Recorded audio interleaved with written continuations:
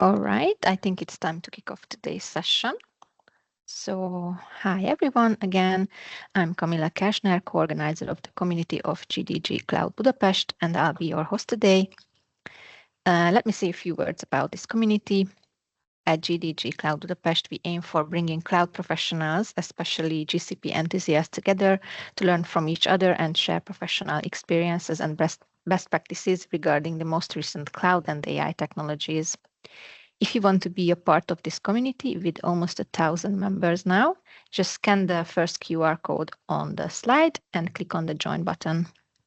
This way you will get notifications about future meetups and workshops just like today's. If you scan the other QR code, you will see our YouTube channel where you can find the recording of past presentations, talks, workshops on cloud solutions. So if you're interested, just subscribe to get notifications when new content is uploaded. And that is it from my side. I'd like to give the word to our speaker. Balázs, the stage is yours. Thank you very much, Camila. So yes, welcome to this session today about a series. We started this series in January this year, which is called Technology Behind Magic of AI. And this series was supposed to made for IT professionals who are about to learn some basic technology, which enables the AI revolution right now. So if you are a black belt AI professional, then probably you will not hear too much new things. But if you are quite well educated in IT and you would like to get familiar how to use the AI tools like large language models, then probably we will be able to give you some insights today. So when we finish the first session, we received some votes about the future topics, and this topic was actually one of the topics which received most of the votes. So we decided to create a session like this. This will be 2 hours long. At least the half of the session will be demonstrations. So I hope that this will give you some real hands-on experience how these models are working. And actually, these demos I've recorded in the recent days because of several reasons. I wanted to make sure that everything is working fine and not wasting time on chasing bugs and other things. Second, there are some parts of the demos which was speeded up. So you're going to experience maybe some problems with the noise. It's okay. It's on our side because the voice level might not be the same during the demos than during the presentation. Okay, so just for a quick recap, in the past session in January, we were looking at the enabling technologies of large language models. So we were looking at the neural networks, so the basics of neural networks, how do they work, and basic technologies of the large language models like tokenization, right? So how to transform words into numbers, vectorization, how to transform word or text into numbers, but with meaning, meaningful numbers. We also looked at a little bit on the evolution of the neural network models, how it was developed during the last decade. And also we looked at some example real-life large language model projects. And we were touching some topics like how to train these models, how advanced prompt engineering might work, and how to manage the hallucination of the model. And today, the topic is the offline model. So we're going to talk about the offline language models. So the language models which are running on our own infrastructure and not provided by the cloud not provided by the cloud providers. We're going to talk about the reasons, the advantage and the disadvantage of these models. We're going to talk about the ecosystem, so how we can get those models and what kind of models we can get. We're going to talk a little bit about the hardware prerequisites and the reasons behind those hardware prerequisites. So I would like to explain you a little bit about how in an offline language model, which are the elements which are provided by the GPU and which are the elements which are provided by the CPU. So we're going to have an overall understanding that why do we need CPU and why do we need GPU, and how to size that with different models. Then we're going to talk a little bit about the running and programming your LLM. So we're going to create a Python script, and with that Python script, we're going to access an offline LLM.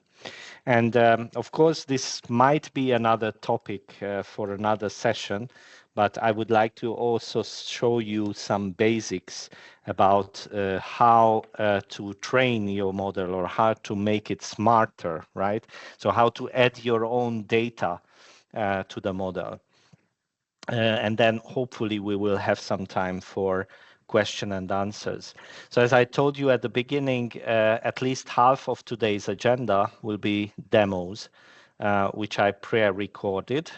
So because I wanted to make sure that all the resources are available and also speed up some parts which otherwise would be quite long.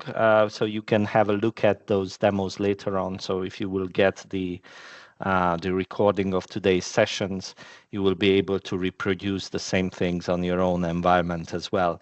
So I hope that it will be useful today. Okay, so if we go on, the first question is that, okay, why we would use offline models? So it is a very popular topic. You requested this topic actually after the first session we had.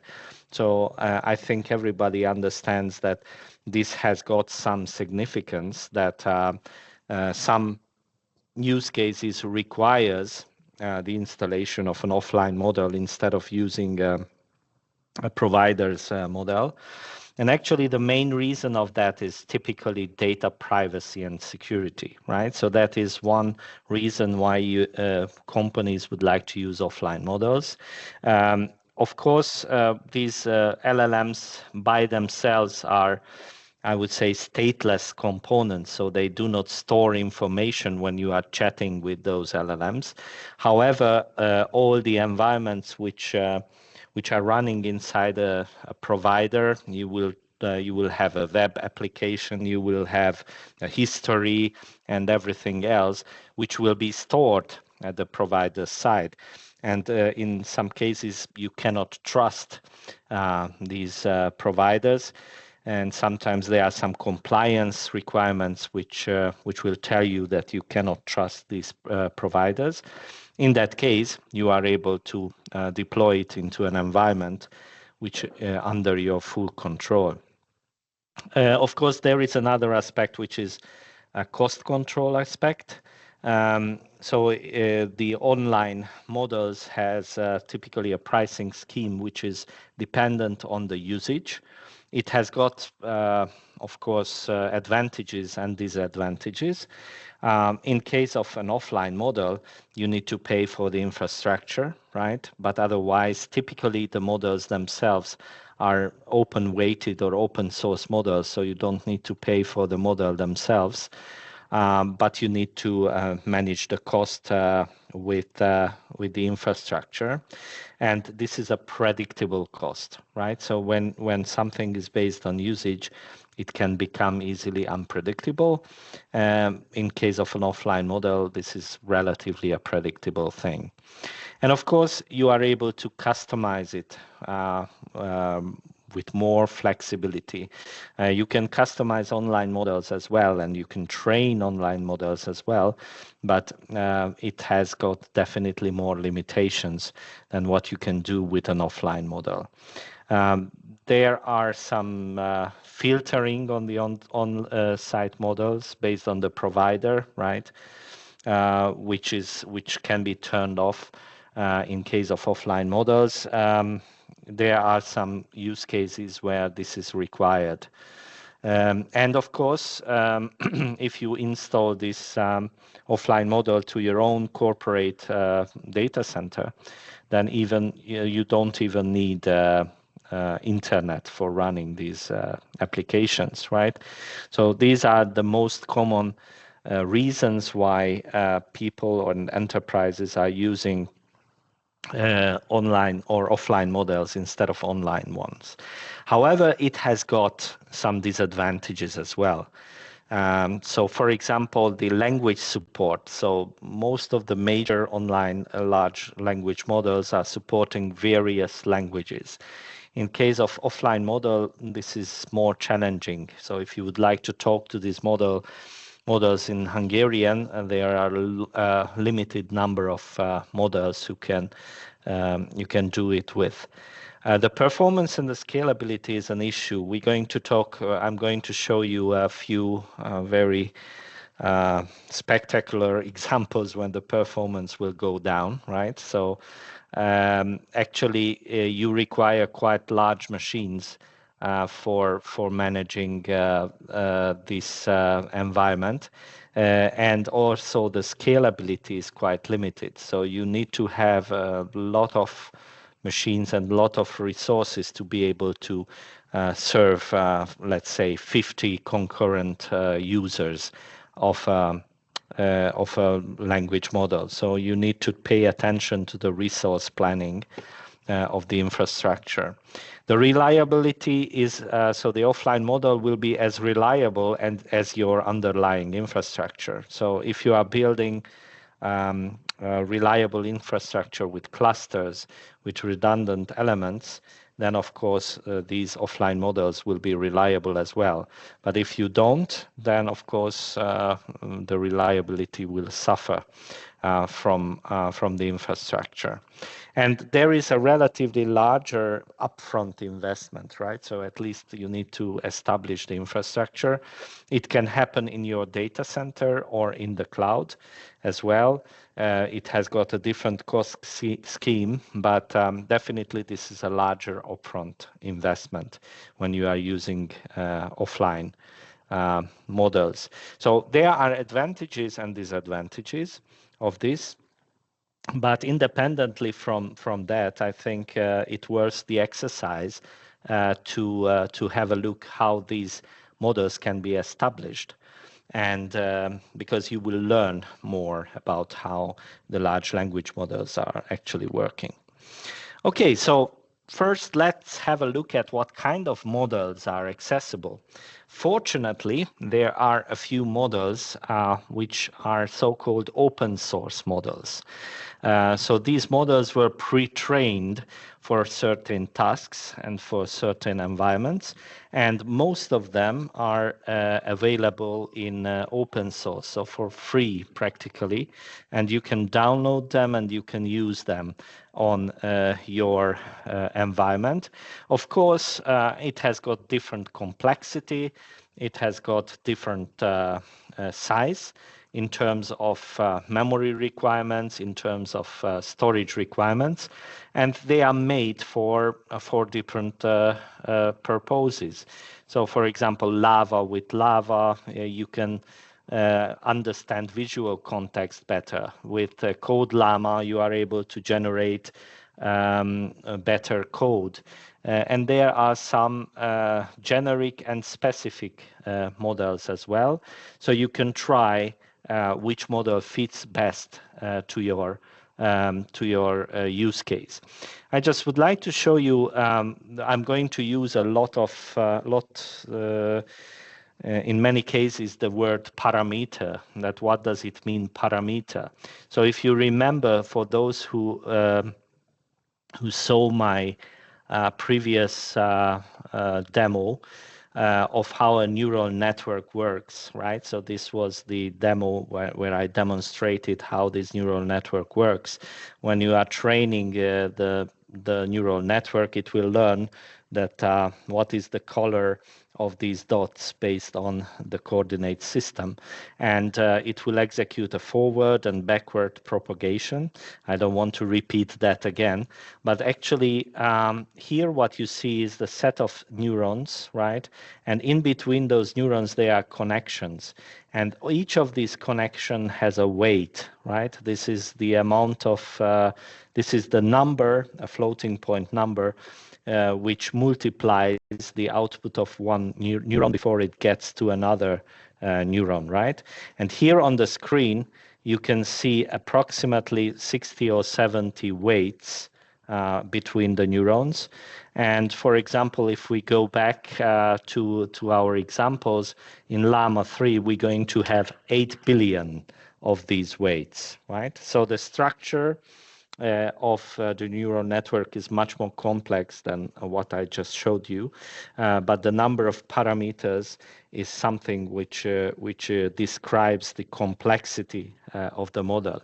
And of course, you need to store these, you need to make these operations, these floating point operations in the memory, and you need to save these parameters into files to be able to execute them, right? So this is this is why the parameter itself has an impact, a very deep impact on the hardware, which is required for running this model, these models.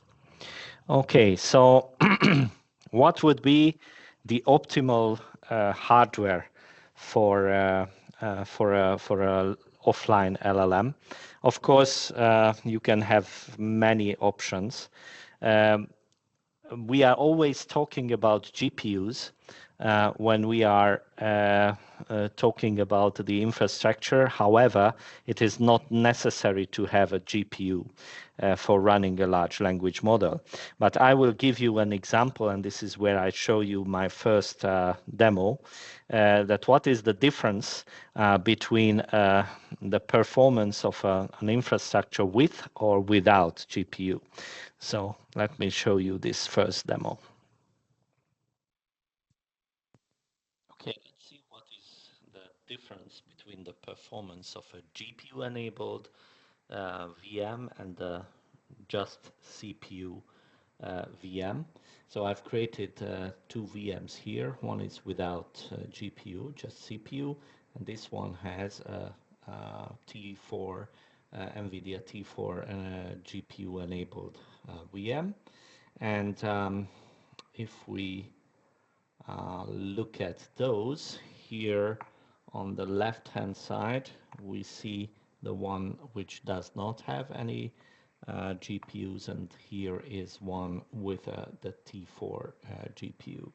So if I run the same model here, so the Llama 3 latest, right? Yeah, and I ask the same question, right? List me the top 10 most famous Hungarian scientists. Okay, so I have the same prompt here and there, and I started here and I started there. You can see the difference, how fast the GPU is generating the content and how slow the CPU only instance is generating the content. Okay.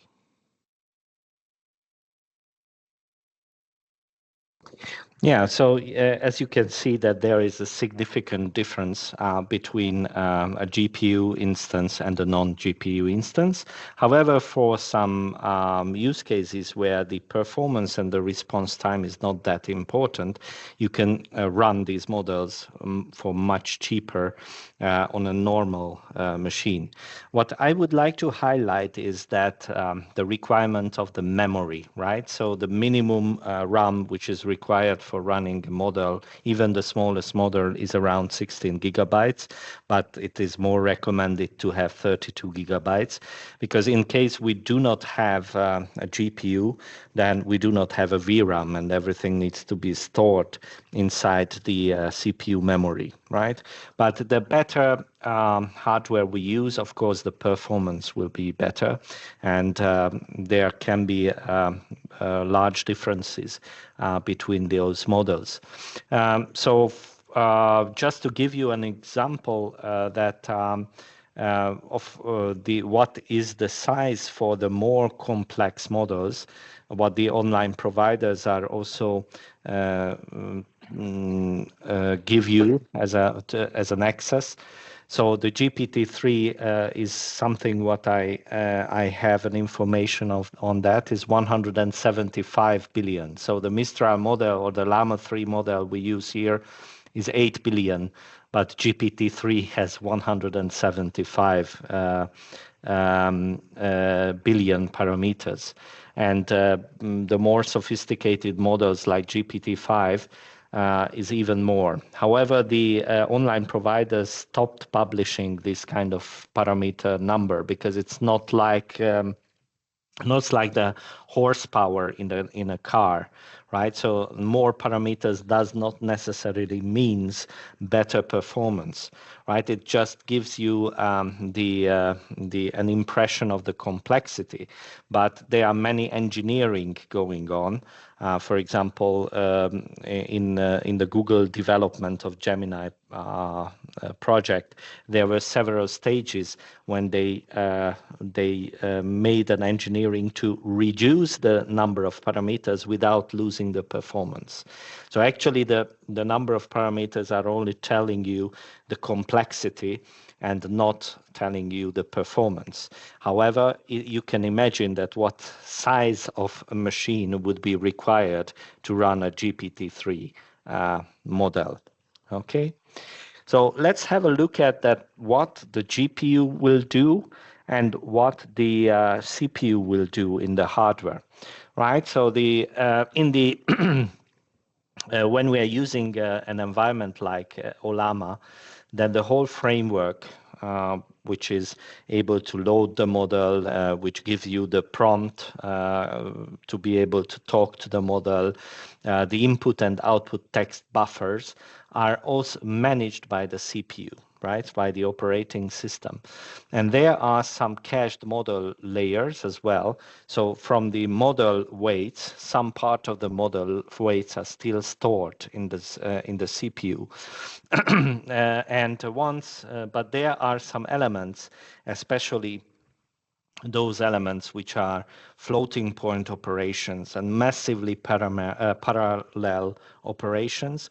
These are typically stored in the VRAM of the GPU.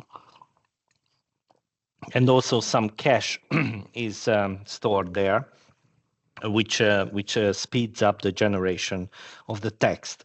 So if we look at that, what's happening in the CPU and what's happening in the GPU. So prompting, so the prompt text processing, so all those rectangles here, which are blue, are happening in the CPU side of the system, and the green ones are happening in the GPU side. So everything which is related to text is actually happening in the CPU memory, and tokenization, so transforming the text into numbers, are happening in the CPU as well. And when we have got the tokens, that will be transferred to the GPU memory, which is executing the forward propagation. So calculating these neural network model weights. It will update the cache. It will generate the so-called logits, which are the the possible words, the possible next word, right, which is calculated statistically by the model, and the sampling, which is the choice that out of these logics, which should be choose, right? It depends on parameters like temperature, but it will consume tokens and generate tokens. And once the tokens are generated, it is pushed back again to the CPU RAM.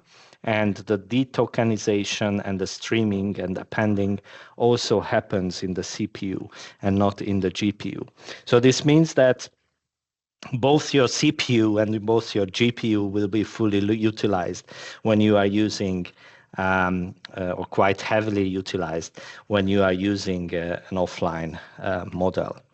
Okay, so I also made some interesting comparisons for you that what kind of hardware is required for which kind of performance, right? So I've created this table. It shows the different GPUs which are available in GCP and how many VRAM does it contains, right? And what is the teraflops performance? So the teraflop is a performance of the GPU, which means how many parallel floating point operations can be executed by this GPU. And one teraflop is 100,000 billions of floating point operations. So even one teraflop is a quite significant performance, right? And there are some GPUs like NVIDIA H100, which can perform 1,979 times 100,000 times billion operations, right? Also, it has got a memory bandwidth, right? So when these arrows are happening, you need to push through the tokens from the prompt and get back the tokens from the response, right? This is where the memory bandwidth is significant. Also, it has got a price, right? And I've also made an estimation that how many tokens can it generate per second for a Llama 3 model. Of course, this depends on the model type as well. But for example, this GPU can generate you 1,000 to 1,500 tokens per second, while the older NVIDIA K80 is able to generate just between 5 and 15 tokens per second. So there are quite big range of CPUs are available in Google. And of course, we have got now the TPUs as well, which are the tensor processing units, which has even better or more optimal performance.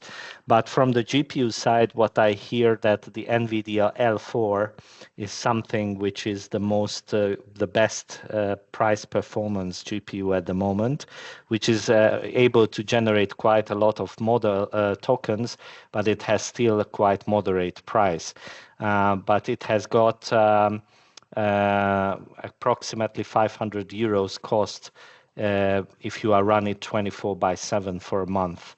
So it's still quite an expensive cost compared to a CPU-only environment. But what is also important that you need to check that not all the GPUs are available of each regions. So you need to check that which regions has those type of GPUs before you start to create that machine. And one of the reasons I've recorded most of the demos offline is that when I started to record the demos, I realized that not every time I was able to book a GPU. So you should pay attention to. So if you release a GPU, next time you might not be able to book it again. Of course, Google is working on the extension of these capacities, but it can happen that one region is running out of that type of GPU, and then you need to downgrade, for example, to T4, which has a much smaller performance in terms of token generation. Okay, so let's have a first demo how to install a a simple model in Ollama with a virtual machine created in GCP. Okay, so let's have a look at that.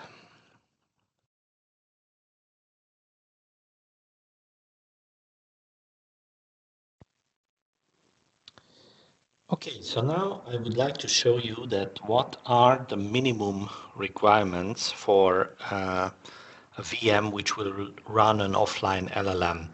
I will create it for you. It will not be very fast, right? But it will work. So the first thing what you need to check is you need to have a VPC network, right? So the first thing which is required is to have a VPC network with subnets that has some endpoint at those regions where the resources, what we are required, are there. So for example, in not all the regions has GPU instances. So if you would like to create GPU instances, you should have a subnet in those region, for example, Europe West 3 region, where GPU instances are available.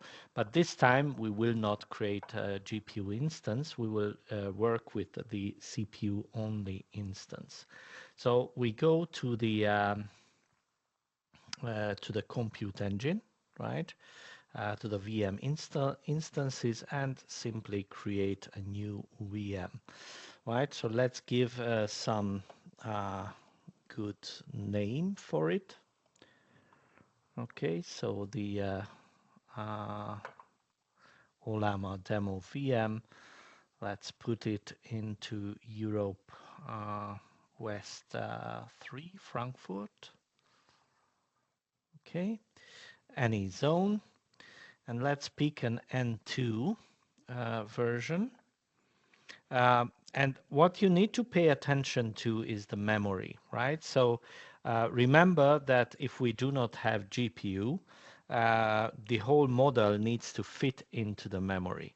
So I would not go with smaller memory options. So we would need at least 32 gigabytes of memory, right? And also in the storage, so we can use Debian GNU Linux as the operating system. This time, when we create something with a GPU, then we need to make sure that the required APIs like CUDA is installed. But this time, standard GNU Linux would be good.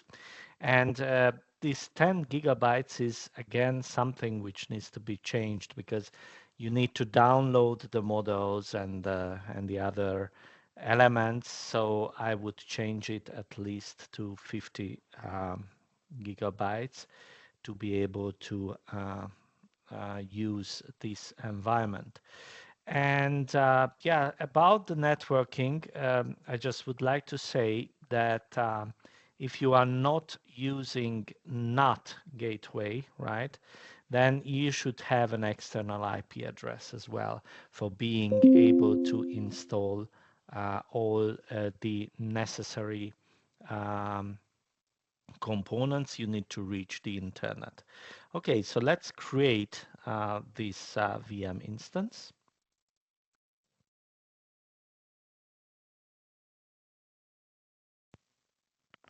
Okay, so now we can see here the Ollama demo VM running, right? So we can log in with the SSH console client.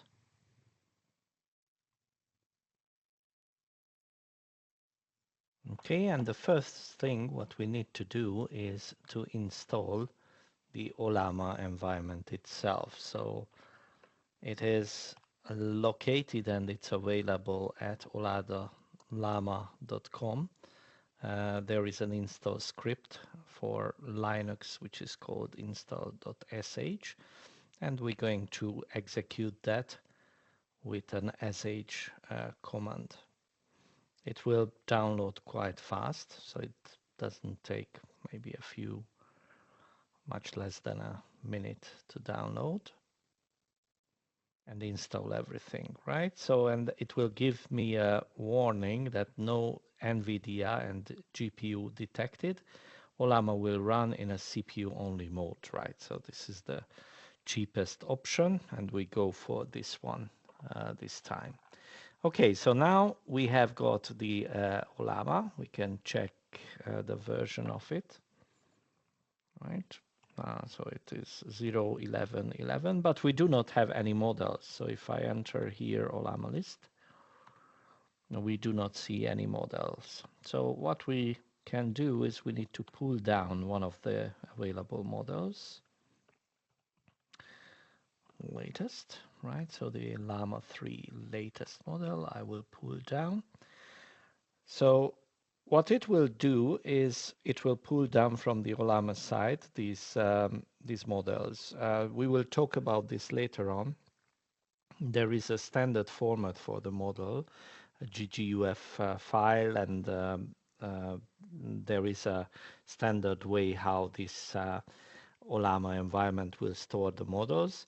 Practically, it contains some header and footer information, something about the structure, but the most important part, this 4.7 gigabyte, is actually the model weights, what has been trained in the past. So what we can see once we downloaded it, that first of all, we can see it on the list that now we have got a Llama 3 latest model, but it is also we are able to see that where is it located in the local file system. So we can have a look at this place.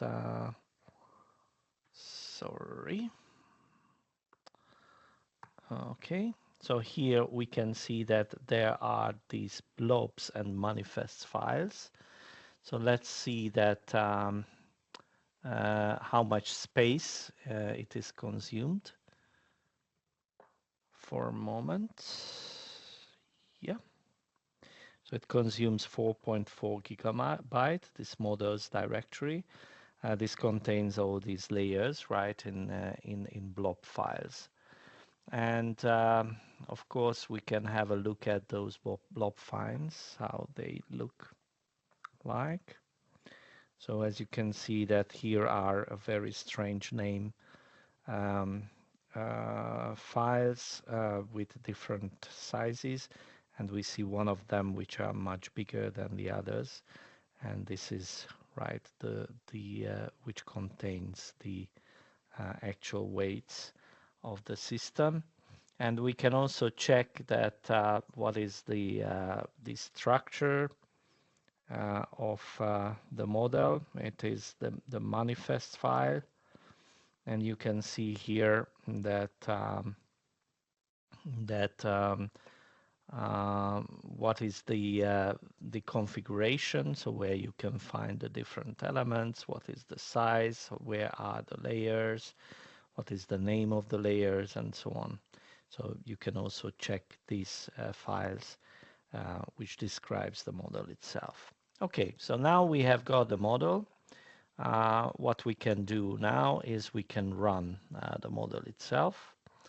Okay, I will do that Ollama run, probably because we have got this single model installed, probably it will run, but we can specify here also the name of the model. So Llama 3 latest. This makes sense if we have got multiple models installed, one for image generation, one for code generation, for example, one for generic purpose, one for speaking Hungarian or whatever, right? But we have got this model, so we can run. And yeah, so I can give any kind of prompts to it. So please list the most famous Hungarian scientist.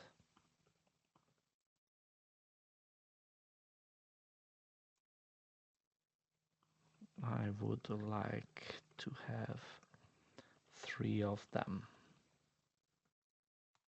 Okay.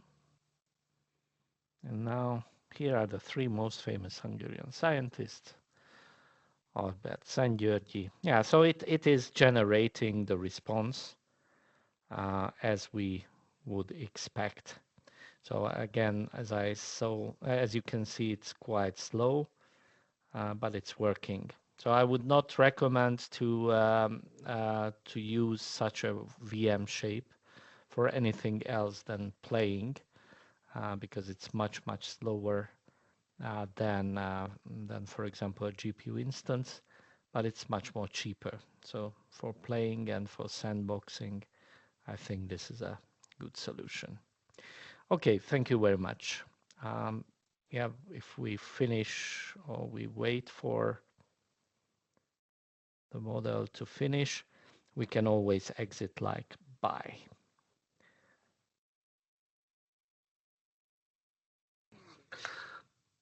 Okay, so we managed to install the first model, so we are happy now. So we have got a VM, we have got Ollama, and we downloaded the model and we accessed it with SSH.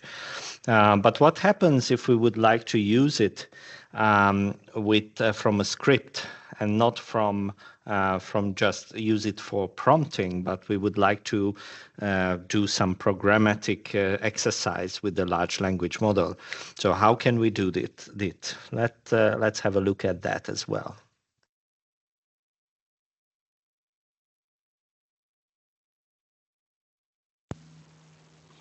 Okay, so if you would like to start the development of a Python script, let's go back to the SSH console of the same machine, what we created in the previous demo. Let's log in. And we need to install some additional things for the Python environment. So let's first of all do quite standard things. So let's update the packages to the latest status of the VM, and then let's install Python 3 pip.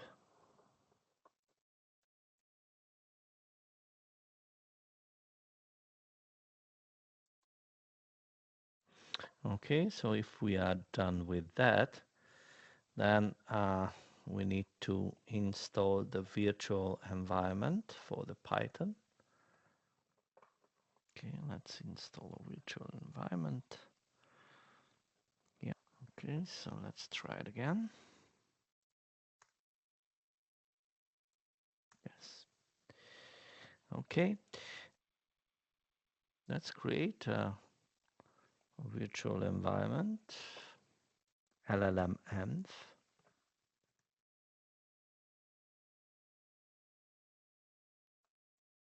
Okay, let's go inside.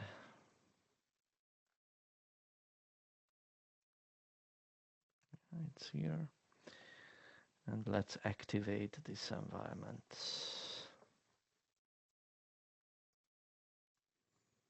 So what I have done is I've created a virtual Python environment which will contain all the packages I'm installing into it without ruining the general Python environment of the operating system. So in this virtual environment, I can install anything what I need for my demo. So let's install the OpenAI environment. Oh, sorry.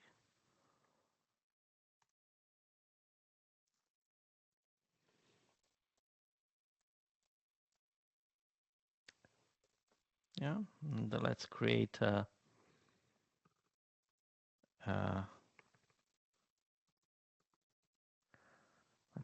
directory, PyCode. Let's get into that. Okay, and let's try to create a Python code. this time with simply the local nano editor. Okay, so I've prepared, of course, the code for this, but let me explain you a little bit what does this code contains. Of course, we need to import the OpenAI package, what we have just installed, the operating system package, because we're going to do some operating system activities as well. And then using the OpenAI package, we define a client, right? An OpenAI client, which contains the base URL. In this case, this is localhost, since we are talking to an offline model, which is located in the same machine, right? Of course, if it's located on another machine and you would like to run the code on another VM, then this needs to be changed accordingly. And in this case, the API key is simply Ollama, right? And yeah, so we are sending the request to the local LLM. We print it out. And then we open from this client object, what we have created, a chat completions create, right? So we define some context. And this context defines the role, right? So as a system, we say that you are a helpful programming assistant which provides clear and well documented Python code, right? So this is the context what we give on a prompt on a console as well, right? And now we give some instructions as the user, right? So this is the system and this is the user role, and write a simple Python function that checks if a website is online by sending an HTTP head request, right? We also able to set up some parameters like temperature of the model, but there might be some a lot of other parameters. And then let's send this to the local language model. Once we receive the answer, we simply print out the answer, right? We can catch some exceptions as well if something goes wrong, and we print out the error message. So simply that's it. We define a context and we give a simple instruction to the code. So if we save yes, exit, right? We need to pull down the code Llama model, yeah, because we would like to use that. So if you remember last time we pulled down the Llama 3 model, but we would like to pull down now the code Llama model as well. Yeah, it pulls down the different layers of the model.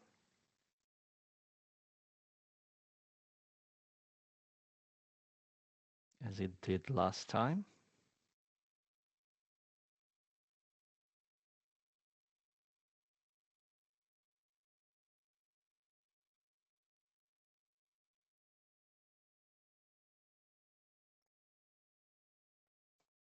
And if we do now the Ollama list,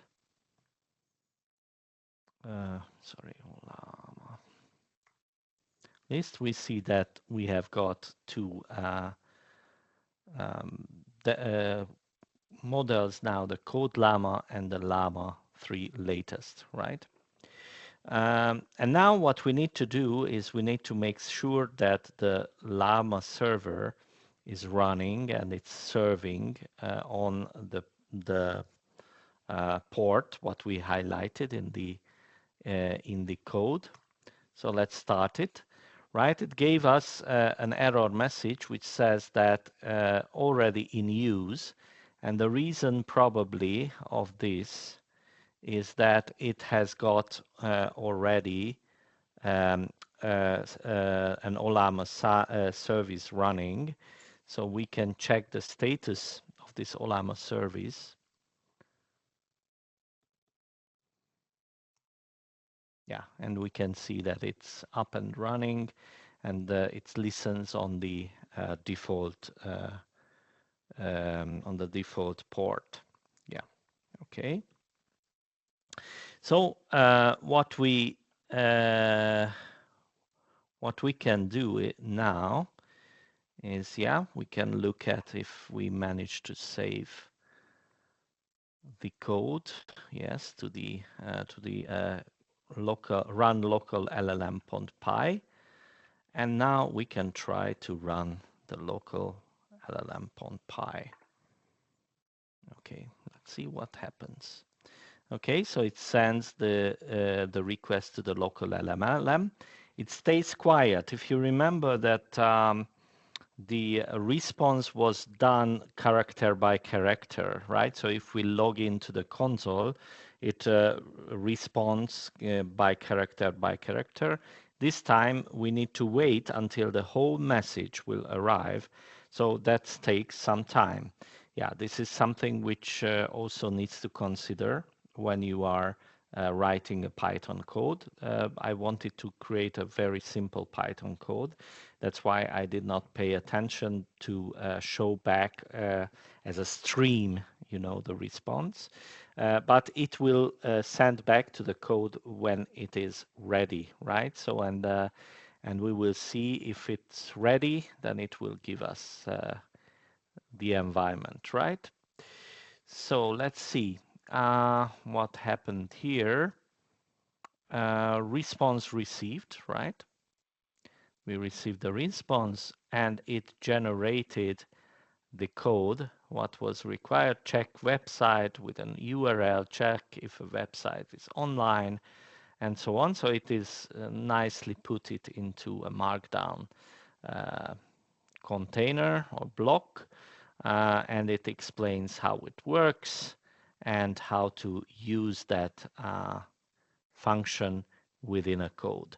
So it managed to create that for us. So our code works perfectly. Okay, so we see now that we have built a Python environment which was using an Ollama model.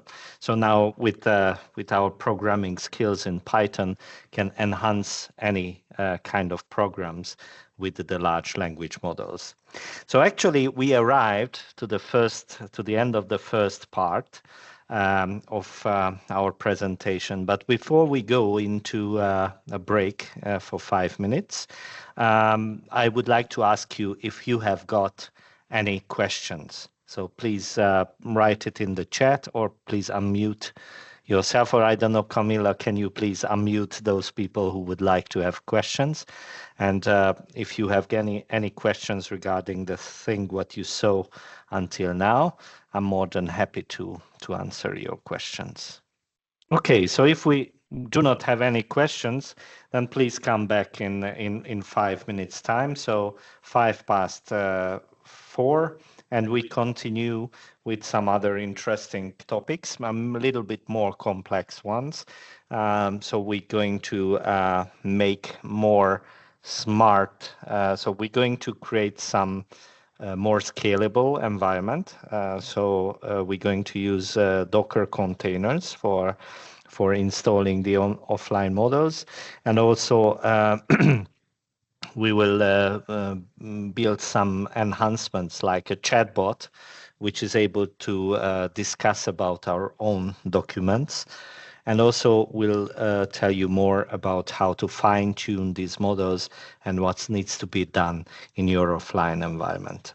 Okay, so looking forward to meet you in 4 minutes now. Thank you very much. Okay, so the break was short, I know, but we have a lot of contents to say, so we need to move on. Actually, what I would like to show you next is another demonstration of the scalability of the model, right? So if you are thinking in an enterprise environment, then probably you will not have just one users, right? So now we just I was the user of this large language model, and it's also good for some use cases, right? But if you would like to create some enterprise environments, then probably the scalability can be one issue. And let's see that how this works in our next demo. What I would like to show you is one of the disadvantages of the offline model, especially Ollama environment. And this can be, if you are thinking about an enterprise solution, then this can be a challenge. And this is scalability, right? So how much users are you able to serve with an offline model? The bad news is that for serving an LLM session, you need to have the full attention of that VM and on the GPU. So it is not possible with Ollama environment to share the attention and manage two different sessions as well. Let me explain you and let me show you what do I mean. So if I start two parallel SSH windows on the same virtual machine, what we have just created, we can run in two sessions, two different prompts, right? So two different Ollama sessions. So let's say Ollama, run Ollama 3 on the one hand side, and let's run Ollama Llama 3 on the other side as well. So it can work parallelly from this perspective. But if I say that I create a prompt that please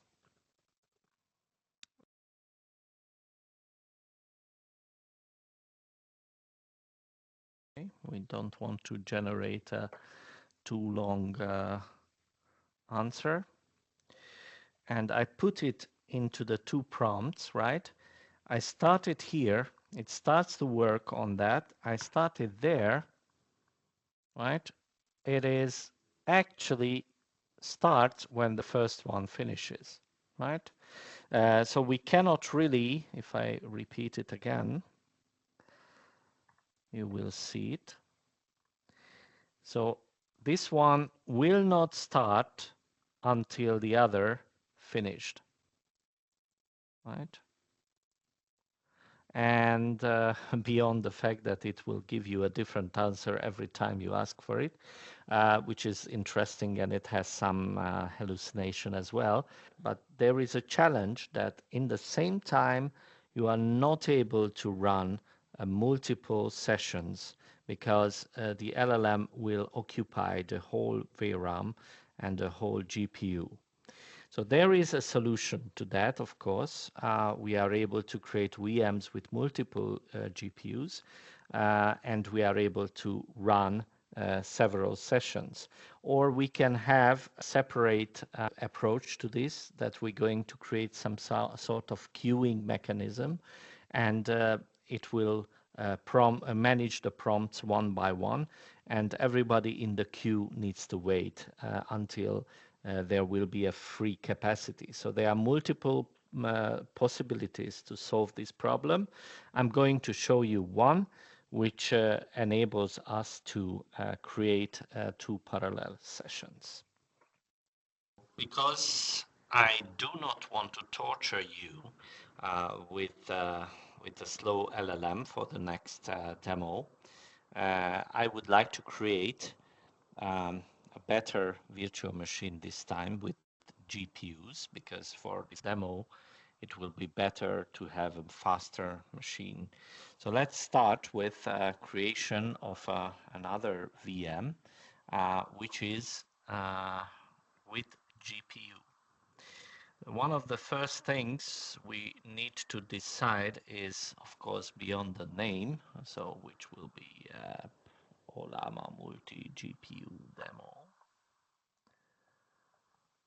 We need to find out the region where we have got GPUs. As I told you before, it is not necessarily true that every region has GPUs, and not and the number of GPUs on that region is limited. It can happen that you will not be able to create a VM with the required amount of GPUs because the system might run out of GPUs.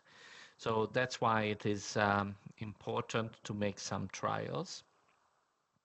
But let's try to create it in Frankfurt. So if you go to this VM selection, right, so you will find here GPUs, and it will bring up a GPU type which is probably available at this time. I would prefer to work with L4 because it is more up to date, but I tried it several times and it's this region run out of L4, or at least for certain period of times. But we have got some T4s available. And this time I would like to add not just one, but two GPUs as well. So of course, this will result some higher costs, right? So it will cost $451 per month or 0.62 hourly, but the performance worth the effort, right? So yes, let's pick the necessary memory. So let's have at least 30 gigabytes of memory. Because even we use VRAM, it would be better to use with a higher amount of RAM, right? And of course, when we go to the OS and storage, we also need to manage these GPUs. So the way how the operating system and Ollama and everything can access these GPUs are through an API which is called CUDA, and this needs to be installed. So instead of using the standard Debian image, we should switch to a different one, which is a deep learning on Linux, and there is a deep learning Linux image, and we can choose the one which has the latest CUDA. So CUDA 12.4 is probably the latest one. So let's pick that up, but let's change that and let's put that 100 gigabytes to make sure that everything can be downloaded perfectly. Okay, so let's select this. We can, of course, deploy a container, and in our demo, we're going to use a container, but I would like to manually install it this time. So I think I start the creation of the VM now. Okay, so we press the create, and let's wait for a couple of minutes until the creation will be finished.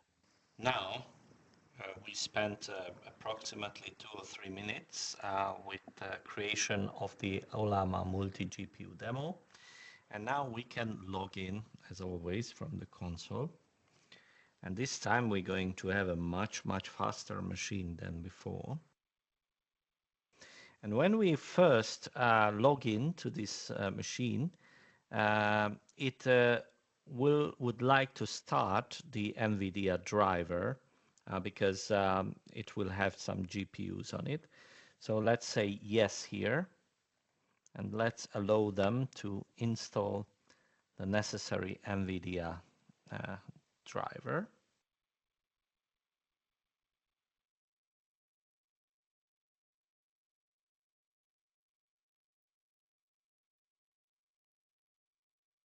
We need to pull the Docker Ollama image now.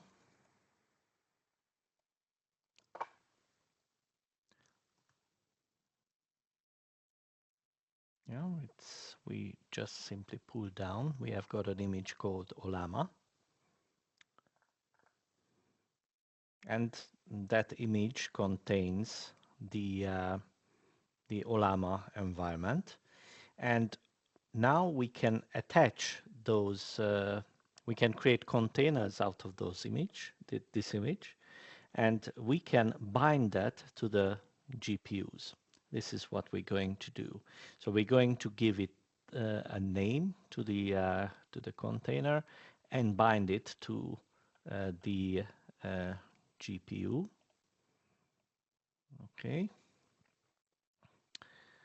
So what we do now is we're going to run a Docker image.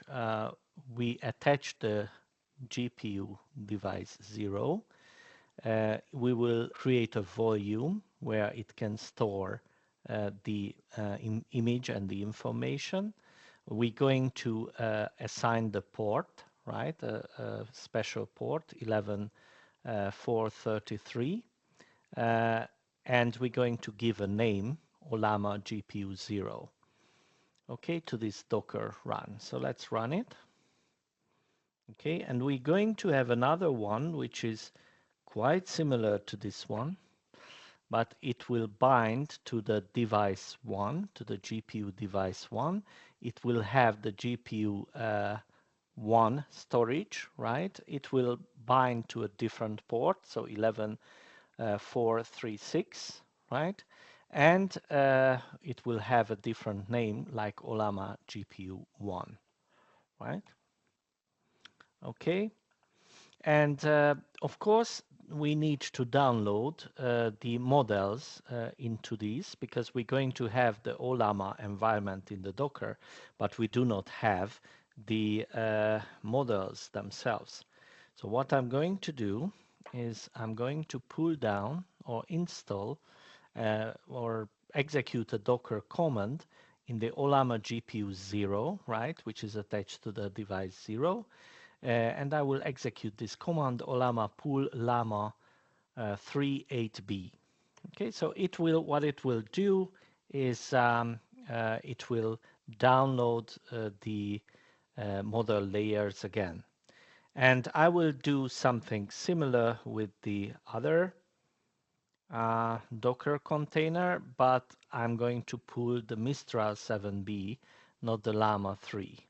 Okay. Okay, so it pulled down the same. I'm going to create two SSH windows. And on two SSH windows, I'm going to run two parallel sessions. Each one will go to a single Docker container, and we will see the result in parallel. Okay, so we have got one session now, and we're going to open another session in another window. And in the first window, we going to enter some batch commands. So clear the screen and try to call the local host, right? And generate in the model Llama 38b. Tell me a long 10-sentence story about a robot exploring the marsh, right? And it will return my requirements or return my answer in the first Docker. In the second window, I'm going to execute a similar prompt, but this time for a Mistral 7b, and it will generate the same, I give you the same instruction, but will use the other Docker container. Okay, so let's see the difference.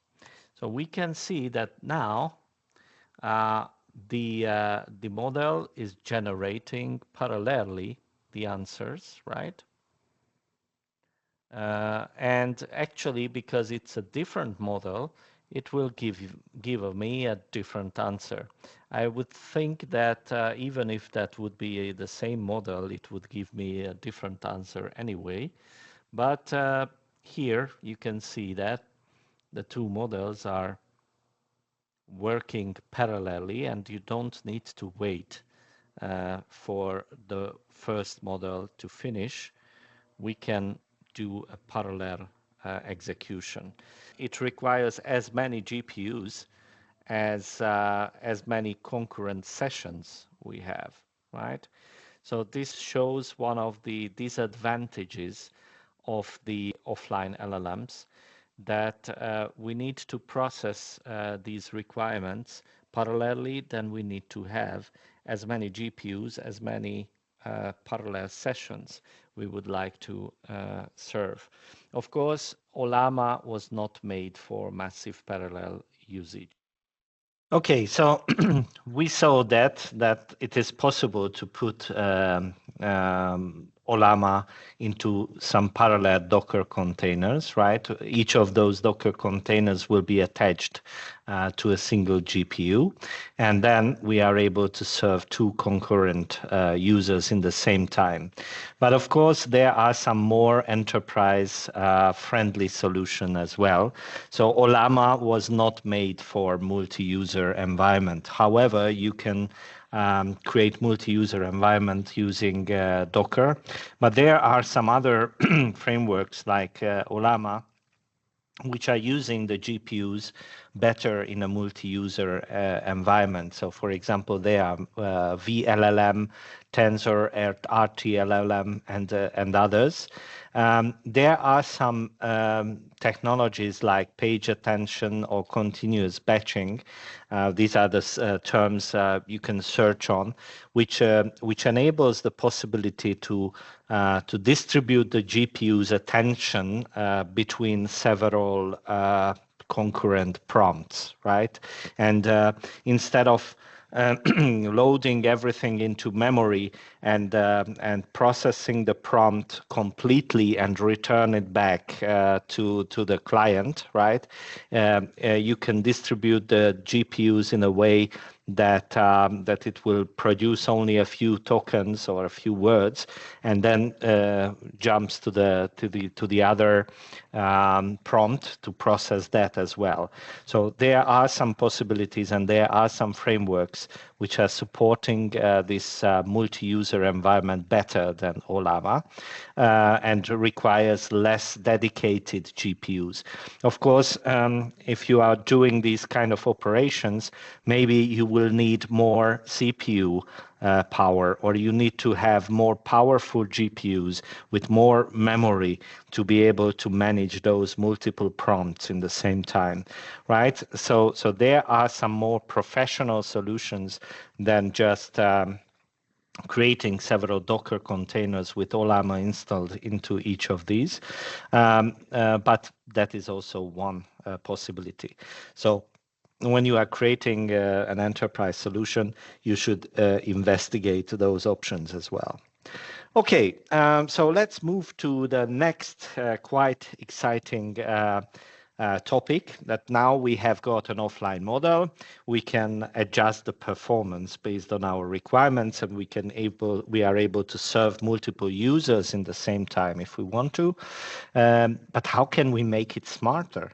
Right. So if we would like to extend the knowledge of the offline model with our knowledge, with our documents, for example, with our SQL databases, with the data we have in other systems, or we would like to change a little bit the behavior of the model, like for example, adjust the style, the language, what the model is using. How can we do that in the offline environment? Okay, so let's have a look at this. So there is a basic possibility for every prompt, that when you are creating a prompt to the user, it has actually at least three elements typically. So when you are using ChatGPT, Gemini, or any other models, it has got a part which is called so-called system instructions, right? So you can instruct the system how to behave. So for example, you are a professional architect, or you are a call center employee who is helping the customers, or you are somebody who tells a tale to small children, right? It will influence the way how the large language model will generate the answers. And of course, when we are chatting with ChatGPT or Gemini, the history of the conversation will be also there. So even if we are asking a question, right, and then we ask another question, the model will know that what was the question we asked before and understand the context of the conversation. And all of these things are in a single prompt, right? This is what you could see in the Python script, that the system role contains the system instructions, and the history of the conversation might contain both the questions and the answers. But beyond that, we are also able to put data into the context.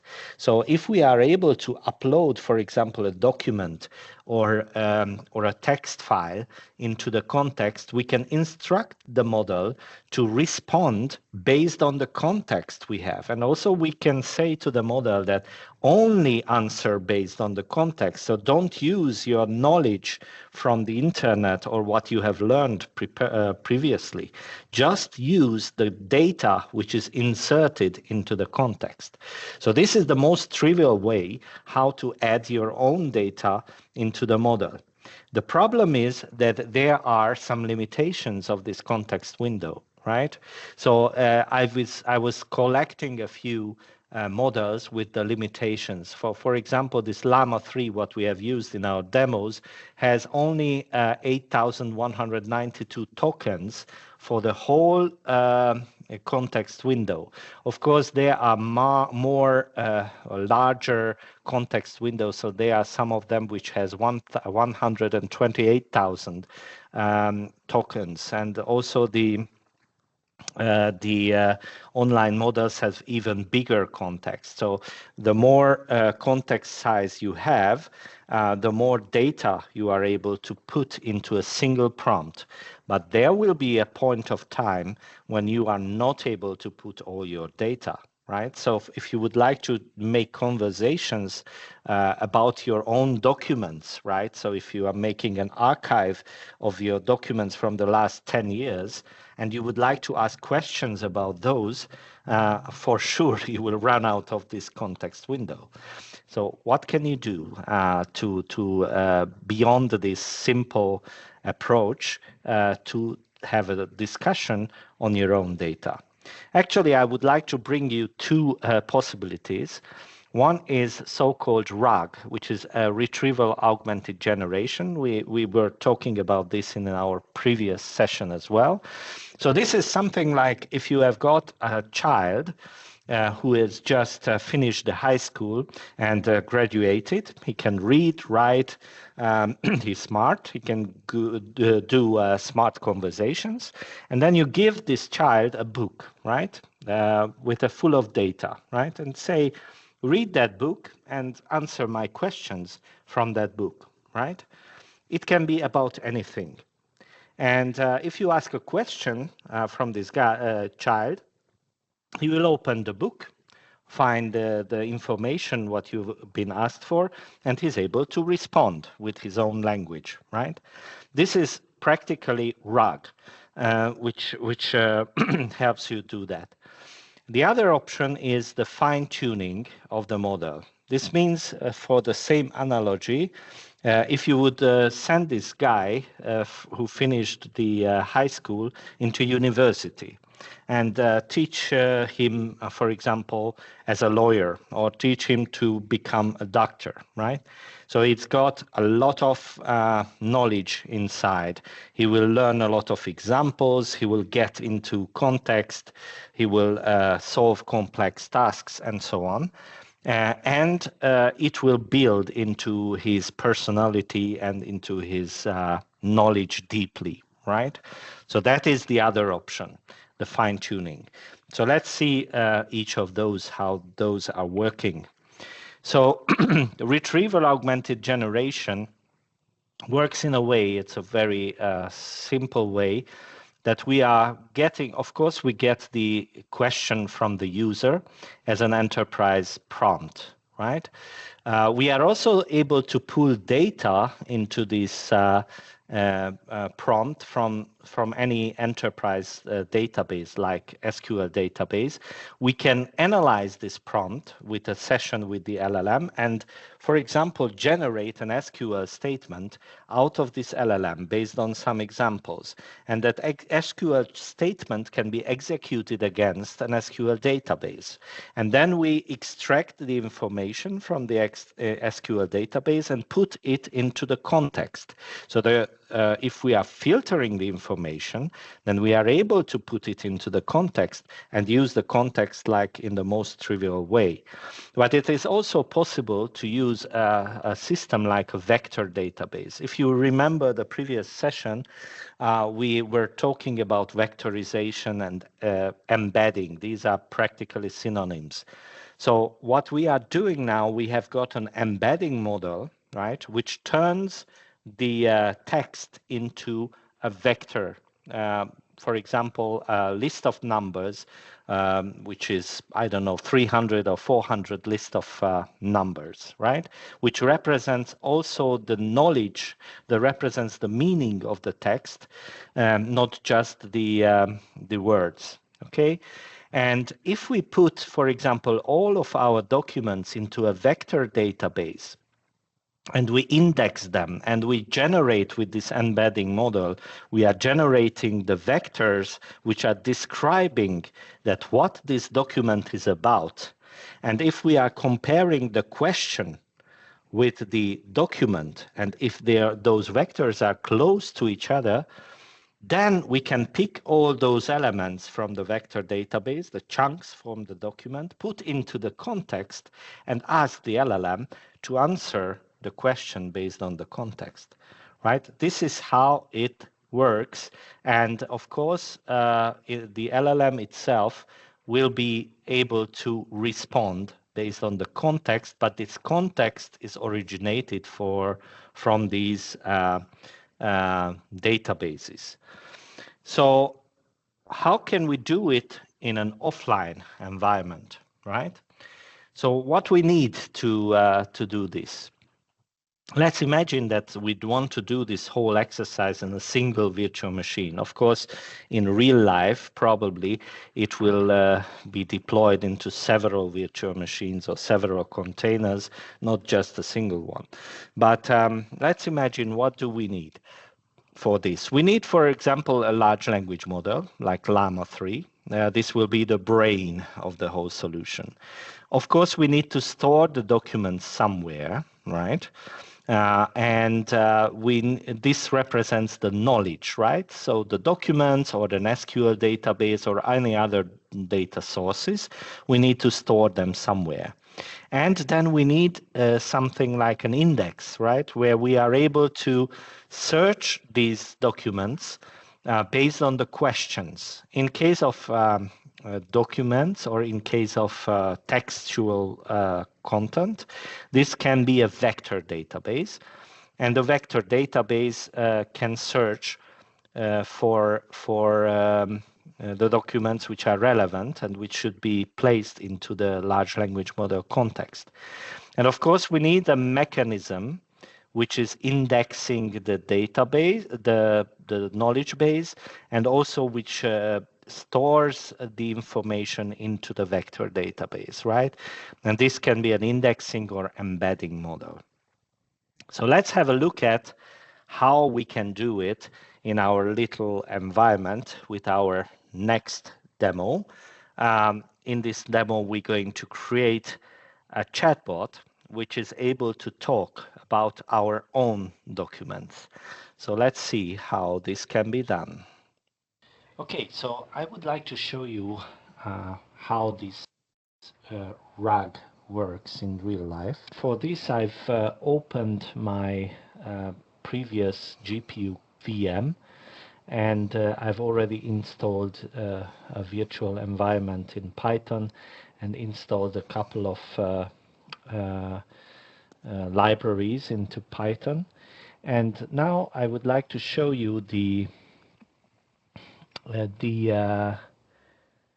code which runs this whole RAG. So we created a chat program in Python, which is taking your documents, what you are opened and uploaded to an offline LLM, and then you are able to talk about these documents with the large language model. So it's quite similar what is provided by Google's Notebook LM, but this time with an offline LLM, and of course you will see that the performance is not that good. But you will understand how this whole thing really works. So on the right hand side you can see the picture what we showed you. So there is an SSH client, which is this one, where I have this Python code, and it has got practically 4 components. One, the large language model itself, which is a Llama 3 model. I've been downloading it into the VM already. There are some documents, which is a simple Linux folder, right, where we put text and PDF documents in it. And there is the vector database. In this case, this is ChromaDB, which is a memory vector database. And on top of that, we have got a library, which is called Llama Index. And this is the orchestration framework, right? So this is a library which puts all these components together and uses in the right order all the components. So what we're going to do with the chat model is that actually when we put the question, our prompt into the chat, what it does, it will call the embedding model, right? So it will create vectors out of my prompt. So it will have a vector, which is in this case, I think around 380 different numbers, right? So this is the vector. If you remember the last chapter, we were talking about that. And it compares with the vectors in the vector database, which are referring to documents which are located in the folder, right? So the documents are broken into parts, and those parts, for each part, there are some vectors created. And when we enter our prompt, first, what it does is, after the vectorization, it collects all the documents which have similar vectors than our question, right? So this will search all the documents and document chunks which are about the same topic we were asking for. And then it will load from the documents, it will load those elements or those chunks into the LLM's context, right? So it only loads those parts which are relevant from the question perspective, and then it will instruct the large language model to answer the question based on the context only, right? So because we placed all the relevant chunks into the context, then we can say to the LLM model that it should not count the, for example, the answers from the internet, but it should only considers the context. And then the LLM model will generate the answer, and the orchestration framework will give us back to the client. So that's practically the whole sequence of how this RAG works. But let's see how does it look like in code.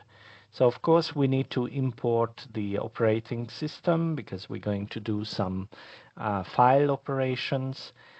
We need to import the ChromaDB, which is this vector database, right? And then we need to import several elements of this Llama Index orchestration framework, right? The vector store index, the settings, the storage context, the embeddings, right, which does the vectorization, the Ollama model, and the vector store, right? So all of these objects are belonging to this Llama index. So this is the library which puts all the components together. And when we are using our Python program, we are mainly communicating to this orchestration framework and not directly to the individual components. So actually what we are doing here is we are initiating. So we will initiate the large language model, which is going to be an Ollama model called Llama 3, right? So we have installed, downloaded it. There is an embedding model, which is from Hugging Face portal, right? And there is a name, the embedding model name, if you remember. So this is the model which will create the vectorization both for us, for our prompt, and both for the documents. It is important to use the same embedding model for the question and the answers as well. We will need to set up the settings that, okay, so what is the LLM? This is the LLM. This is the embedding model. Then we're going to create the ChromaDB, a persistent client in the local directory under the ChromaDB directory, right? This will be in the DB object. So we are talking about the ChromaDB part in the vector database. Then we create a collection. The collection in the vector database is similar to a table in a SQL database, right? So it contains similar data for a certain purpose. So this time we're going to have a collection which is called project memo collection, and this will contain all the embeddings which related to the documents which are located in the folder, the Linux folder. And then we are creating a vector store for this collection, right? The Chroma vector store. This is actually stores the embeddings and the vectors for this collection. Right, and if so, next time we need to create the index. So we will check if we have got already some index or not. If we are executing this model in the first time, then we need to create the indexes. So we need to load into the documents object. We need to load data from the data directory. Again, this simple directory reader is also the part of the Llama index package. So it will do everything for us. So it will break into parts, it will convert the PDF into text and so on. So it does everything what we need to do. We need to define the storage context, right, in the vector store. So this is where we created the vector store. So we need to store there the embeddings and the chunks in this vector store. And then we create an index from the documents and from the storage context, right? So then we have loaded the documents, we are embedding the documents and storing the embeddings here, right? So once it's done, it will be located inside the ChromaDB directory, right? If it is already existing, so we don't need to recreate these documents, then we simply read up those indexes and embeddings from the vector store, right? If we move on, we need to create a query engine, right? This is again from the Llama index context, that we need to create an object where we can post our questions and where we can get the answers from. So this is a truly orchestration object, and this object will do all the activities what I have described before. If this query engine is ready, then we can start chatting with the model, right? So we create a cycle and we ask for a user input, right? Practically a prompt, right? Here we are able to insert the prompt. If that is exit, we're going to exit and break the cycle. If it's empty, then we will start again. We don't care about this. And here where the real magic happens, right? So if we give our user input, which was prompted before, to the query engine's query, it will orchestrate all the steps, right? So it will embed the question, search the vector database, collect the relevant chunks from the documents, put it into the LLM context, wait for the LLM to answer the context, and give it back to us into the response variable, right? And inside the response variable, we will simply print out the response, the text, right? But also in the response object, actually we will have the sources. So we are able to not only get the answer, but we can do similar like the Google grounding. It will give us the answer and also the sources where it found the answers, right? So, and this time it will give me the file path that where that information was located in the documents folder, right? And it will write it out, right? Okay, so let's check how it works. So if I look into the structure, here we have the data folder, and we have got already. So this is what I did in the past. I've already run this Chroma DB. So I downloaded the Hugging Face model, created the first index, and if we look at the data contents of the data directory, we can find here two documents. One is the project memo.txt, and the other one is the PDF document, which refers to a previous version of my PowerPoint presentation today. So if we print out the contents of the project memo, right? It will give a very simple information about the date, right? So the date of the project, the lead engineer, which is the phase where the project status is, what is the key blocker, the next milestone, and so on. So if I start to run the model, Python 3 chat with reg.py, right? So it will execute everything which I just described. So it will activate the Hugging Face model.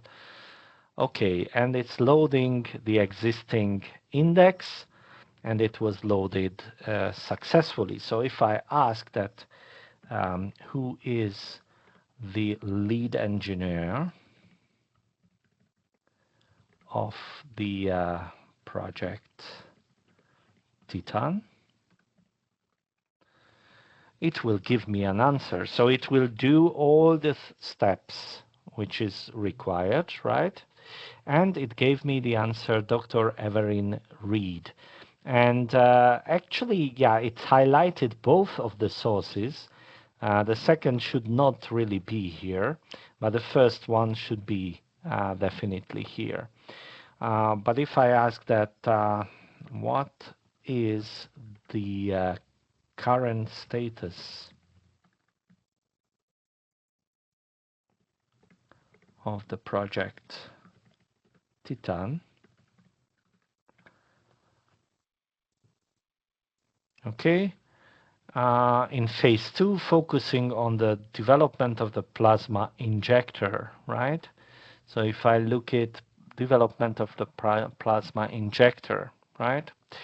So it gave me the right answer. But let's make an experiment. So let's change something. So I will do, I will enter or edit the project memo, and I will change from Dr. Evelyn Reed to Mr. Balázs Molnár as the lead engineer. Yeah, so I will save. So let's think a little bit about what's going to happen. If I would run the same Python code again, it would return again that the lead engineer is Dr. Evelyn Reed. Why? Because the ChromaDB indexed it that way, right? So it stored also the content, and it does not necessarily refresh the documents. So it will store the chunks into its memory. So what I need to do is I need to force the engine to re-index the environment. So what I need to do is I need to remove the ChromaDB directory with all its contents, and then it will force the engine to re-index the whole story. So if I run the Python script again,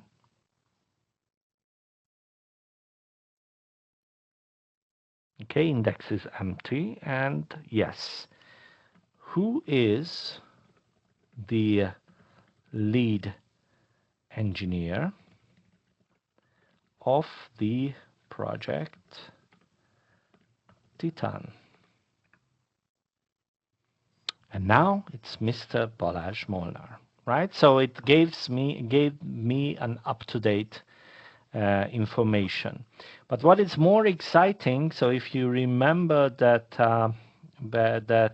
in the beginning of the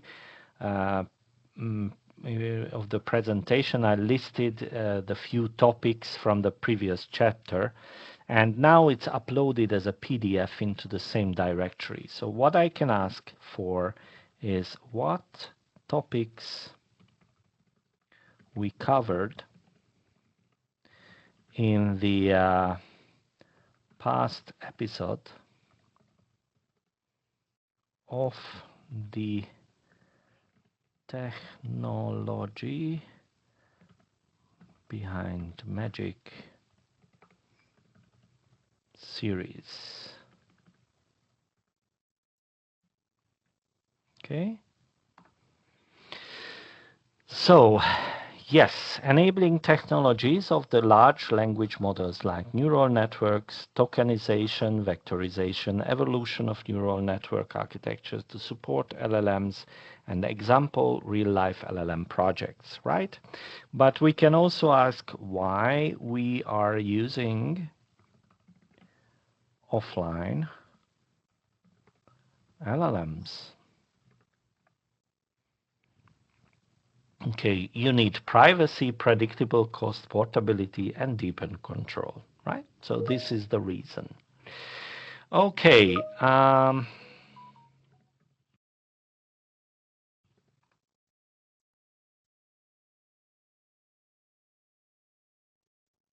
Okay, so actually that was it. So this is the way how we can put together a quick offline retrieval augmented generation with our own data and documents in a VM which is running privately in Google Cloud. Okay, so now we were able to add our own data into the offline model, and we were able to ask it from the LLM, and we were able to change the content in real life. So that was RAG. Okay. And there is the other possibility. I would like to speed up a little bit because of the time, which is the fine tuning, right? So this is what we can use to make more generic changes in the large language model. So actually, the way how to do this is a little bit more complex than RAG. I will not be able to demonstrate it to you because of the time, but I will give you some insight how to do that. So first of all, one thing which we need to do is we need to define a clear goal that how we want to change this model to be acted. So for example, adopt industrial knowledge or use the terminology of a persona, or if we would like to generate or use the model to generate posts on the internet for marketing purposes, then we should change the model's behavior to become a youngster or an elder person or a professional or somebody with more cool personality, right? So this is something what we need to decide that how we would like to change the behavior.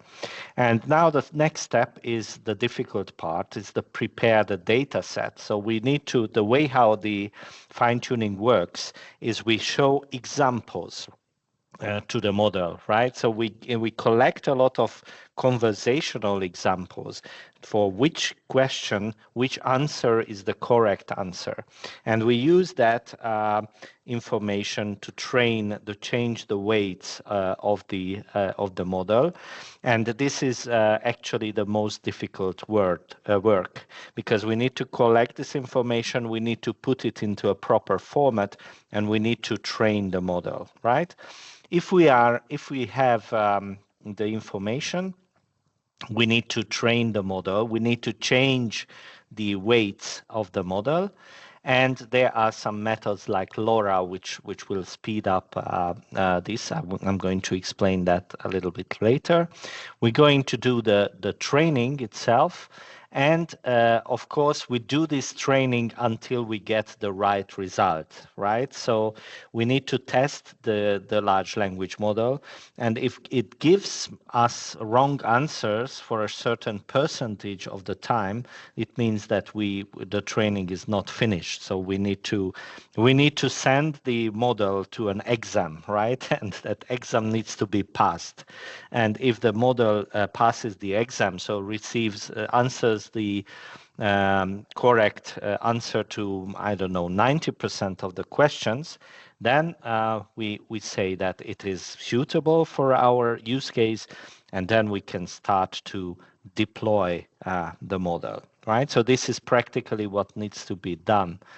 Okay, so first of all, what is the data format we need to create and collect for this kind of activities?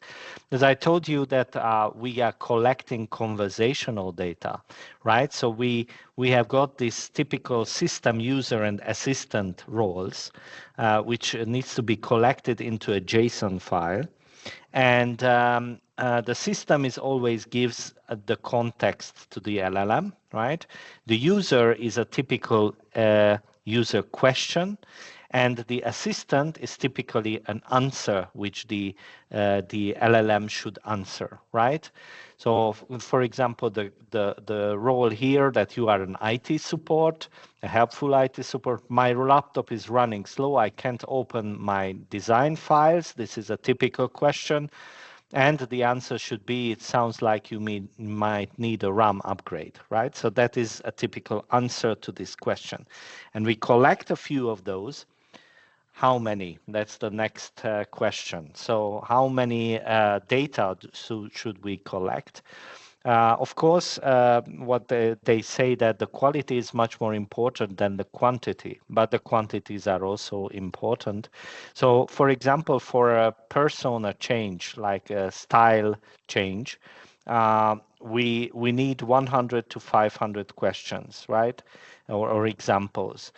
For learning a new simple skill, for example, to extract the most important information from an unstructured text, like a conversation or like an HTML page or something like that, we need approximately 1,000 or 5,000 examples like this, what I just showed you. But if you would like to master a complex domain, like for example, you would like to ask a vision enabled offline model to diagnose an X-ray photo, right? It requires more than 10,000 samples, according to the opinions of the experts, right? So actually, you need a lot of information and a lot of examples. So don't start this process until you have enough information to train this model. And yeah, so what needs to be done? I don't want to dig very deeply into this, but I try to do it shortly. So every LLM has a structure, right? So it consists of a lot of neural networks which are connected to each other. And these neural networks has those weights, right? When you are training a neural network, all the weights can be changed during the backpropagation process, right? But the LoRa accelerator doesn't do this. Instead of changing all the weights, all the 8 billion weights of the model, of the Llama model, it gives a layer next to the most important neural networks with a single set of neurons. And when we are training the model, it will only change the weight of that single neural layer, instead of changing all the 8 billion layers. So actually, when you are ready with this new model, with the training, then you will get a new model which is based on the original model, but it will have different weights. And you need to store it and save it like as it was a completely different model. And there is a file format which is called GGUF file. And this is what we downloaded when in the previous demos, I said Ollama pool model. We practically downloaded this GGUF file into the system, and this enables the model to work, right?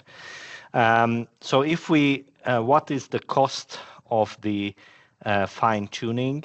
Actually, it depends. So if you are able to use LoRa instead of a full refined training, it requires 4 to 5 times less VRAM. But here the VRAM is also the king. So you need to load all those 8 billion or 100 billion parameters into the VRAM to be able to retrain the model again. And if you are using LoRa, then you are able to just load a small part of that. So what you need is actually a lot of VRAMs to do that, and a lot of examples, and a lot of time. So for example, if you would like to process 1,000 examples in a Llama 3.8b model, it will take 2 to 8 hours to train that, and it would require something like a 24 gigabyte VRAMs. But if you would like to fine-tune a larger model, which has 48 billion parameters and not 8 billion parameters, you need a larger VRAM and more, of course, GPU capacity, and it requires from 12 to 24 hours, right, to train this environment in that 2 GPU environment. So you can imagine how much resources are needed for retraining GPT-5 or retraining Gemini. So a huge amount of GPUs with huge amount of time, right? Okay, so how to do that? How to refine the model? Actually, most of the companies does not use the offline environment for this, simply because they don't. So training requires a lot of resources and special GPUs and a lot of time. So instead of training it in the offline environment, they are usually use some cloud environments to do that. And the best way of doing it, of course, you can do it offline as well. So if you are working with sensible data, absolutely, and it's not allowed even to temporarily store it in the cloud, then you have to do it offline. But in most of the cases, this is happening in the cloud. So what happens is that you need to collect that JSON file with all the examples for the system, user, and other conversations. You upload it to the cloud environment into a Jupyter notebook, typically. Google, this is you have got several possibilities to run these Jupyter notebooks, but the Colab Enterprise is the most popular one. You create a Python code which actually downloads the model based on the data set which is uploaded here. You can train and test the model, and then it will convert the model into GGUF files. This happens in the cloud, right? Running on some cloud VM runner, it's called runner, with GPU, which is able to execute all these trainings and all the processing of the data and so on.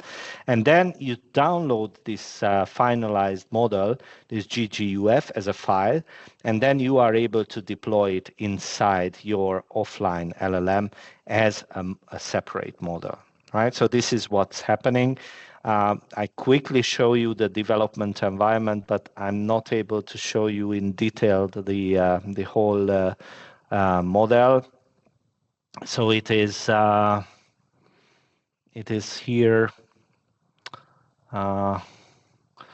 Okay, so this Colab Enterprise is one of the environments in Google Cloud which is able to run the Jupyter notebooks. And here is a Jupyter notebook, which is practically a document where you can also put code and text, right? So you can give the code and the explanation of the code, and you need to connect it with a runner with a VM. Now we do not have a VM, but of course we can create a VM if we want to. It is very similar how we created a GPU VM before. You need to specify the shape and the capabilities and so on, and that environment will run this code, right? And then you are able to execute this Python code, which will load the data. You are able to upload the file, the data set file, into that Jupyter notebook, which will be located in the runner VM's file system. And from that file system, you are able to process it with this Python code. You need to tokenize it, you need to import the data, you need to transform it, you need to create some training environments and do the trainings, and then convert it, test the trained large language model, analyze the response, and then save the GGUF file, which can be deployed later on to the offline model. So this is how it should be done. I'm sorry, I do not have time to execute all this today, but I hope that you will understand the context.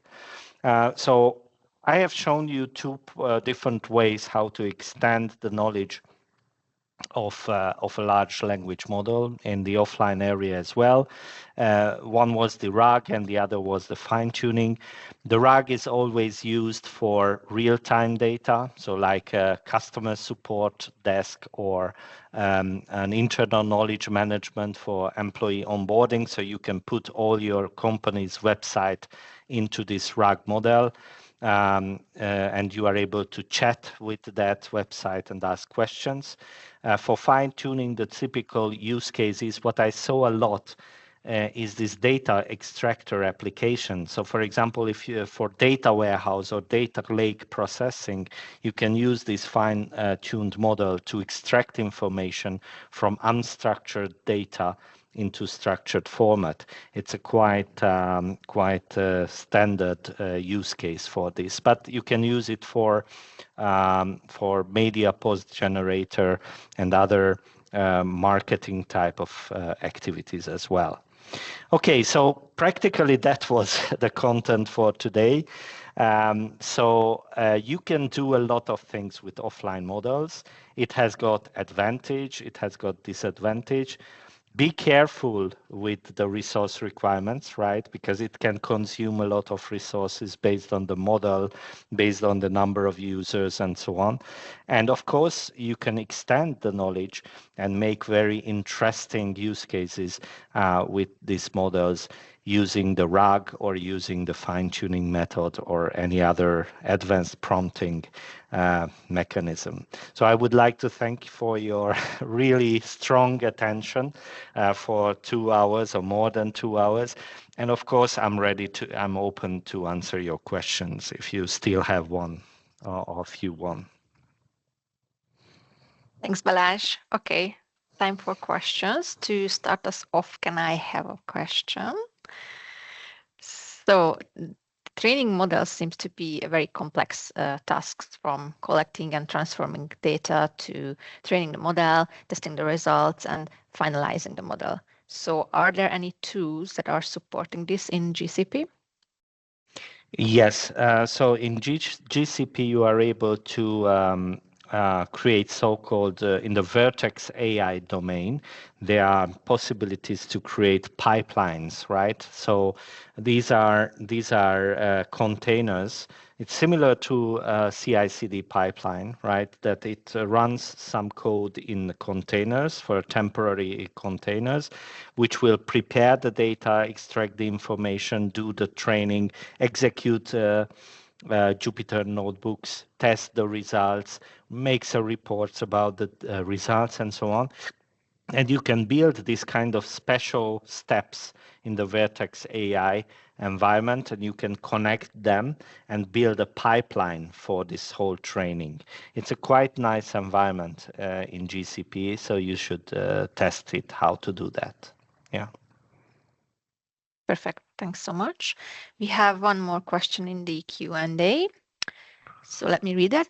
If we need to decide between online and offline models based on its cost, which one is cheaper, the offline or the online model? So yeah, it depends on the use case, right? So if you are able to utilize the infrastructure fully, like you have got an application which constantly generating questions to the LLM and retrieves information, and the performance is satisfactory for that application, then probably the offline model is cheaper, because you don't have to pay for the traffic and for the sessions. But if you are just experimenting, right, and if you have got ad hoc questions, or you do not utilize the infrastructure continuously, then probably the online models can have lower costs, especially at the beginning. So you can start with, maybe it's a good approach, that if your only concern is cost, then you can start with online models. Or use the same models what we use, like Llama, which are already available online and offline as well. Start to use it with the online model, and then deploy it to your environment if you have got an application which will utilize your environment fully. Yeah. Thanks so much. There's another question in the Q&A from Mark. Hi, what would you recommend when I would like to utilize LLM chats just with RAG, structured documents, answers for thousands of simultaneous users? Yeah, so definitely, I think so. You need to design the environment carefully. So I would separate definitely the vector database from the others. I would create either a dedicated VM or in a dedicated container just for the vector database. I would separate these environments from each other. And for the LLMs, I would do a Docker container, right? And we can run this Docker container in several instances. The question is that do you need how important the performance is? So if you can solve it without GPU, then it's fine. But if you need GPU, then you need to implement some sort of queuing mechanism for managing these containers. That could be one option. And the other option is to investigate one of these environments other than Ollama, right? I think it was here. So one of these environments for frameworks for managing this many users. But at the beginning, I would suggest Ollama with Dockers because it's simpler to understand. Okay. Perfect. Thank you, Balázs. And that is our last question in the Q&A. But now I would like to let you have the opportunity to raise your hand if you want to ask a question verbally, or maybe Mark, if you need any more clarification on your question. So if you have a more complex topic, this is now a good opportunity. Okay, then. So let me thank Balázs for the insightful presentation. Let's give him a round of virtual applause. Thank you very much. And thanks to the audience. Thanks for being here. And don't forget to join our community on Meetup and on YouTube as well. You will see the recording of this event in around 1 week. So you can rewatch it if you missed any of the parts. And tell your friends and colleagues. See you next time. Bye-bye. Goodbye. Thank you. Bye-bye.